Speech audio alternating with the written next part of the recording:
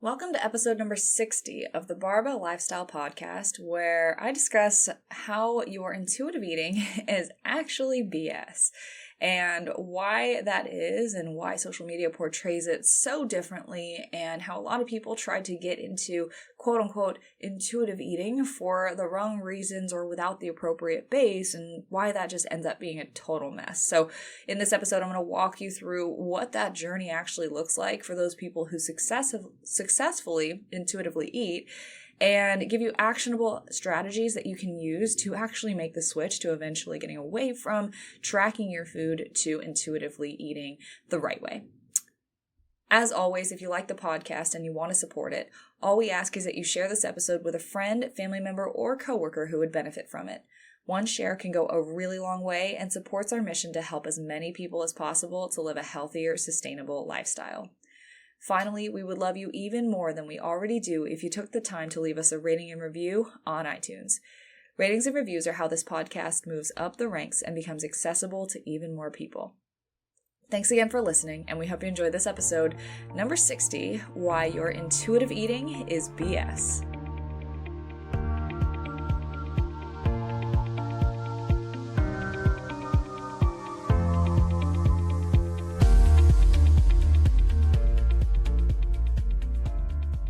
What's up, guys? So this is Marissa here, and usually you don't hear me introducing the episode for the week, but this is going to be a little short solo episode for this week. And so welcome back to the Barbell Lifestyle Podcast. This is episode number 60, which is so crazy. But today I'm going to be talking about why intuitive eating is bullshit. I kept the actual word out of the intro, but now that we're into the episode, it's okay for me to curse, I guess. I don't know. I'll ask my editor about that. But so last, in a lot of episodes, actually, we've talked about tracking macros. We've talked about intuitive mindful eating. And I kind of want to just throw out some definitions first before I get into just talking shit about one approach versus the other and getting into this topic. So tracking macros is going to be tracking your macronutrients, carbs, fat, protein, and this requires using apps like MyFitnessPal or My Macros or, all the other tracking apps that exist and using a food scale to weigh all your stuff. And it teaches you a lot. A lot of our clients, both Christina and I, start off with macro tracking in some capacity because it teaches you a lot. And I think there's a time and a place in most people's journey to dedicate some time and some headspace to learning that. But there's also intuitive or mindful eating. And, I kind of toggle between those two names because it's hard for me to just say intuitive eating because that's the colloquial term of, everyone on Instagram says I'm intuitive eating now and they don't really know what it means. Intuitive eating is actually a strategy used for eating disorder survivors and people in recovery for eating disorders. And it is much more of a therapeutic approach than it is actually just like an eating strategy or a diet. And mindful eating is more of an approach that like coaches use. And it's usually what people say intuitive eating is actually mindful eating. So I kind of just toggle between the two so that I can obviously speak to the people who only know have heard of intuitive eating, but maybe they need to hear that it's a mindful eating framework as well. So those are some definitions. But, I really wanted to talk about this today because actually, I lied. I did not want to sit here and record a podcast episode, but this is a really important topic. And even if I'm not 100% feeling it, it's my service to you guys to give you this information. So just total transparency there. I had to kind of like sit down and be like, okay, Marissa, just start talking. Just start. It's going to be okay. So we're here now. But basically how we got this idea was, most people who intuitively eat are people online who have had done their fitness journey for a very long time, and they have competed, they have tracked their macros for years and years and years. And most people who intuitively eat are people who and are successful at it and advertise it all over Instagram and make it a fad and all of that thing. Those are the people that have tracked for a while. They have a long history of knowing exactly what macros their body needs, how to adapt those things, and how to basically coach themselves with their nutrition. And so the impression that puts off, right, is this person says, they make an announcement, they make a YouTube video, they say all these things, they say, I'm no longer tracking, I'm now intuitively eating, follow my journey to do so. And the problem that arises here is people that have never actually tracked or built up their knowledge base and don't have the same education around nutrition themselves take that transition. They're like, wow, I had an awful experience tracking macros because they used like MyFitnessPal's 1200 calorie recommendation or Noom or some, BS calculator that gave them, a 1300 calorie diet. So yes, they're going to have an awful experience trying to figure that out themselves. So they're like, wow, yeah, macros suck. Like I'm going to intuitively eat and it's going to be great, but they don't have the foundation built of years and years and years. So what happens is they kind of go into intuitive eating blind because they don't actually know what their body needs, when their body needs it, how to adjust, and all of the information that these people who are successful at it are applying. And I think one thing that's really important to note that anytime you remove measurement and counting and tracking things, there is just going to be more uncertainty. There is going to be more room for error. And ultimately, intuitive eating successfully doesn't mean like being perfectly consistent or hitting a specific target. Like ultimately, the best way to see measurable results towards a measurable goal that you have is going to be to track your metrics. And that is why, short-term weight loss goals, those things are really important to set temporarily. But then when it comes to a lifestyle, then how do we kind of get away from those numbers and those tracking tools to actually do this long term? And so this is kind of the transition that everybody typically wants to make. I think there have been maybe 2 or 3 people that I have worked with in my 6+ years of now being a coach that, people have been like, yeah, I could totally see myself tracking my macros every day for the rest of my life. I have like 2 people and they still will take days off here and there. So it's never an all or nothing thing with macros. So most people want to get from tracking their food to being able to live this lifestyle, quote unquote, intuitively on their own without having to manage their food with an app or a food scale. So let me walk you through what this journey actually looks like, and then we'll get into some strategies so that you can get to mindful or intuitive eating on your own eventually. So what this journey typically looks like and the time frames for all of these different phases, guys, are so variable because it really just matters how quickly someone learns, how quickly someone picks up on things, how fast they apply it, and then, how consistent can they be with applying that. And that kind of dictates how far along they get on this timeline. Now, this could be, a year in time of this whole process, and this could honestly be, 10 years in time, depending on the person, how much help they have, how much accountability they have, all of the above, right? So what Christina and I do is we accelerate this process and we speed it up to be, because the person has support, they have accountability, they have that guidance the whole way through. Typically, we can cut back on the amount of time that we're actually spending getting to this point. But most people who do this on their own, they may never get past the first 2 or 3 steps because they lack the guidance and they stay stuck in a cycle of learning and unlearning those first 3 steps over and over and over again, which is really sad. So here's what the full journey looks like to give you a picture if you've never really thought this all the way through. So the first step is learning your habits. So this might be learning how to get enough fruits and vegetables and protein in your diet. This might be just general knowledge of portion sizes and what that actually means for your body. Learning how to get in tune with your hunger, your fullness, drinking enough water, exercising regularly. Those are all the things that build the foundation for being able to move forward and actually work towards a measurable goal. If we don't have that foundation set and we just threw macros at someone, it almost always ends up being a total disaster.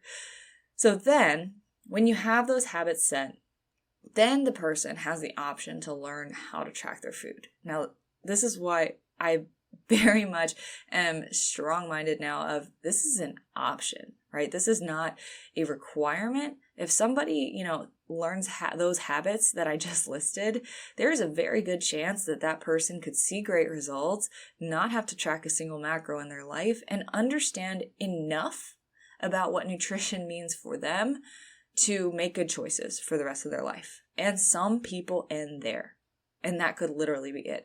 But most people have goals that they want to take things farther with. So then the next step is, if you want to get more into the weeds, into the details, learning how to track is next. So how to track your macros, accurately log things, hit your targets regularly and consistently, and then we apply that to a goal. So for a lot of people, that goal is going to be fat loss or weight loss, but not always. Sometimes it's muscle gain or gaining weight. But I'm going to use the example of fat loss here because it's obviously very common. So fat loss is that next step that people typically take of like, okay, now you've built the foundation, now you understand this stuff, now we can actually work towards a measurable goal. So then starting a fat loss phase, you cut calories a little bit, move a little bit more, and you start to see measurable changes in your waist circumference, your weight, all of that, your body composition. So that's the next step. But then one of the biggest problems that I see in this industry is a lot of coaches will kind of just coach their clients through fat loss, and they'll call themselves fat loss coaches or whatever. And the journey kind of just ends at the end of the fat loss journey for a lot of coaches that give out templated diet plans and, cheap meal plan ideas and all of that. And they don't have any guidance for their clients after the diet. And this is where clients just revert back to their old habits. They're so deprived that they're just like, oh my God, I can't wait to eat everything that I've been missing out on. And then they gain all that weight back and more. And then the whole thing was pointless. So the next step after fat loss is what's called a reverse diet. We've talked about this a lot on the podcast, but a reverse diet is essentially slowly bringing your calorie intake up while maintaining the results that you've actually earned with your fat loss phase. The reason why this works is because when you end a fat loss phase, you're in a calorie deficit. Your maintenance calories are higher than your calorie deficit. So it's just a gradual walk up from being at the bottom of your deficit up to maintenance. You're never entering a calorie surplus. And it's scary for some people to reverse diet because they're like, oh my God, more food. I'm going to blow up again and gain all this weight back. But it's really important to understand calories here never actually get past maintenance. We just reverse them back from being a big deficit to, okay, now we are maintaining. And then after we get through that process, and a reverse diet process usually doesn't take too long as we are taking those steps every week to bring those calories up, is then to maintain and just live at the body that we've now achieved. And this is another mistake that a lot of people make is they will achieve fat loss, they will reverse diet, and then when it's time for, their coaching contract is up or, they finish their reverse diet, they think, okay, cool, I'm done. I can just maintain. I can just stop doing all of these things. And that is a huge mistake because most people don't learn how to actually just live at that new body weight without, being in a diet, without having the accountability to actually maintain that weight loss and live in that body and have that actually become the new normal. So a lot of people make that big mistake. And then the next step here is going to be removing our training wheels. So after we've lived at that new body with accountability for a while, then what we're going to want to do is get rid of the tracking, right? So this is a gradual process where, I think the biggest mistake that I see with a lot of people is they will kind of just be like, okay, cool, I'm maintaining, I'm good, I understand this stuff, I've tracked for a while, now I can just kind of stop. And when they go from tracking everything to tracking nothing, it just brings in a ton of uncertainty, and it just really makes it easy for a lot of old habits to come back and not a lot of monitoring or maintenance of good habits that need to stick around. So things tend to fall apart really, really quickly. So then when we remove those training wheels, we need to make sure we do that gradually. So starting with an untracked meal, then making that into an untracked day, and then a couple of days, and then eventually our entire framework, our routine, our meals, our habits are all the same, but we've removed the app, we've removed the food scale, we've removed those tools, and you can kind of do that automatically. That is where the people who advertise intuitive eating on social media get to. And that's where they are, likely with many more years of tracking and fat loss phases, reverses, maintenance phases, looped over and over and over again behind them. So tons and tons of knowledge. And then they get rid of the tracking and they say, oh, it was so easy, I feel so great. Well, of course they did. They just went through that whole process a billion times. So they know exactly what their body needs at any given point in time and any phase. So when people are on social media and they're like, I'm doing an intuitive eating cut, that does not exist. That is total crap.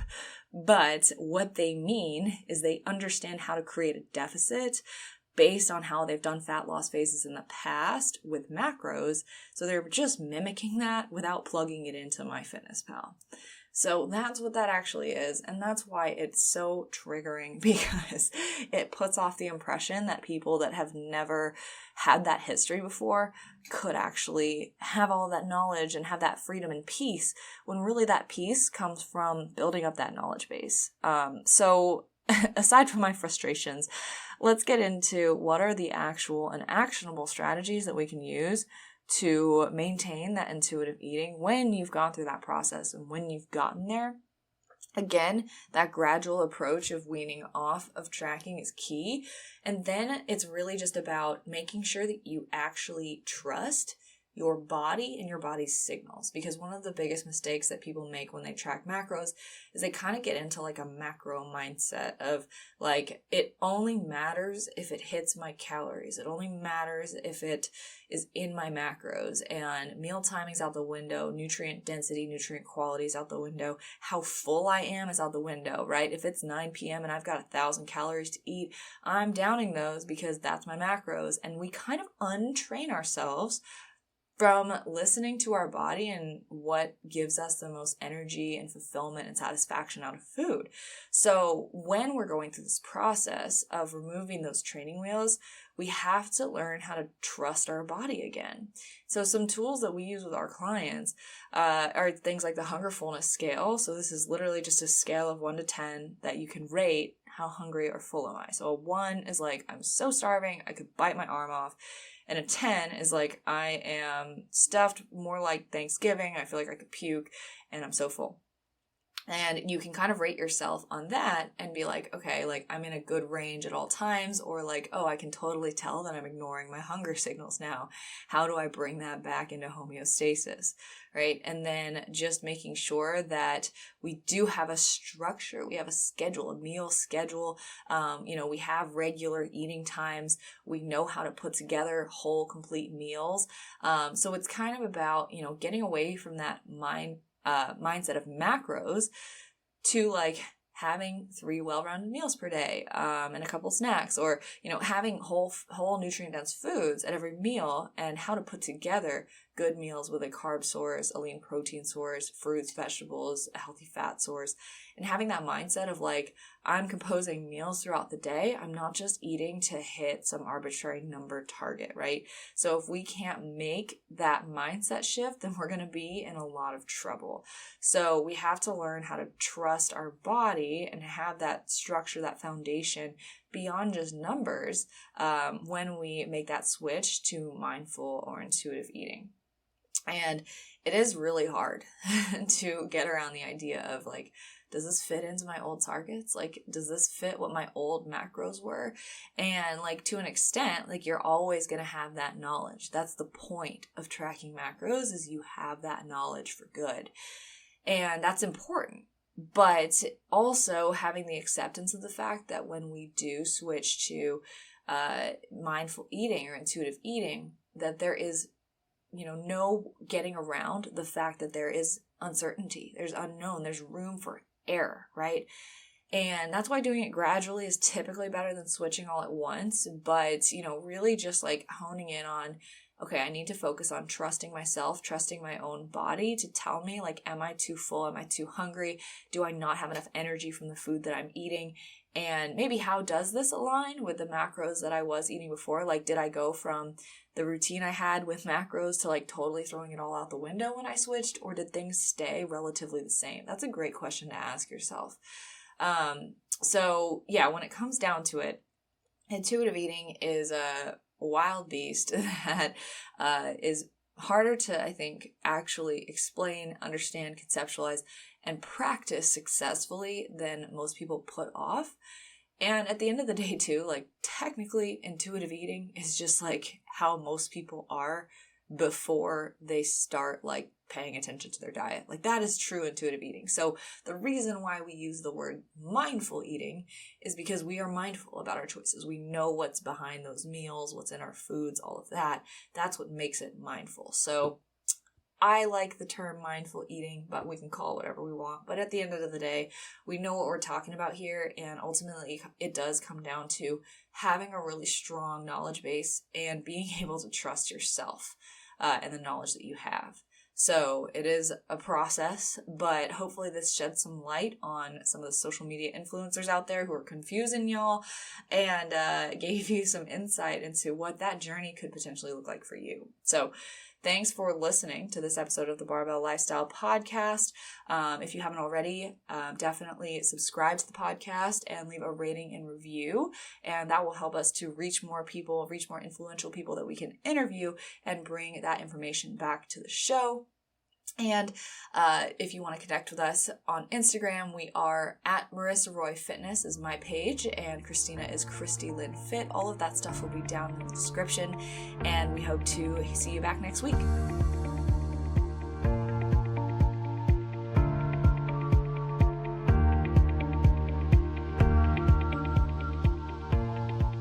Thank you so much for listening to the Barbell Lifestyle Podcast, and we hope you enjoyed this episode and learned something from it. Please remember that Christina and I are not medical professionals, so if you're going to make any changes to your exercise or nutrition routines, please consult with your doctor or medical team first. Finally, we would love you even more than we already do if you took the time to leave us a rating and review on iTunes. Ratings and reviews are how this podcast moves up the ranks and becomes accessible to even more people. Thanks again for listening, and we'll see you next Tuesday here at the Barbell Lifestyle Podcast.